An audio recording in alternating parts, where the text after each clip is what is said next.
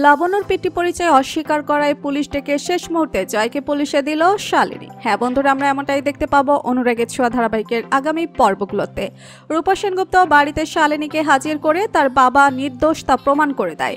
তার বাবা কোনো অন্যায়ও করেনি, খারাপ কাজ করেনি। ও ছোট লাবণ্যর বাবা জয় সেনগুপ্ত সূর্য নয়। তবে শালিনীকে হাজির করলেও ছোট লাবণ্যর বাবাকে সেটা কাউকে বলে না শালিনী। রত্নাদেবী দীপাকে বলে, তোর মেয়ে রূপা আমার জামাই ও মেয়েকে ফাঁসানোর জন্য এসব কিছু করছে। আমার জামাই এমন কাজ করতেই পারে না, এসব রূপার চক্রান্ত। আসলে ওই সন্তান সূর্যর, আর তার জন্যই চালাকি করে জয়কে ফাঁসিয়ে দিচ্ছে রূপা।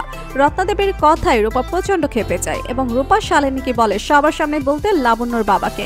শালিনী মেয়েটাও সবার সামনে স্পষ্ট করে বলে দেয় লাবণ্যর বাবা অন্য কেউ নয়, জয় সেনগুপ্ত। জয়ের কাছে প্রশ্ন করে দীপা ও রূপা সহ সবাই। শালিনী যা বলছে তা কি সত্যি? তবে জয় পাল্টে গিয়ে শালিনীকে বলে যে মিথ্যা।